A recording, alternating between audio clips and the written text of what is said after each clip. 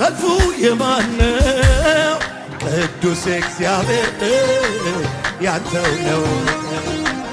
ውጊያው የማነው? ቅዱስ እግዚአብሔር ያንተው ነው።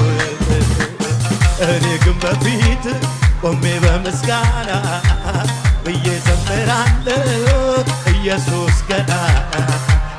እኔ ግን በፊት ቆሜ በምስጋና ብዬ ዘምራለሁ ኢየሱስ ገናና።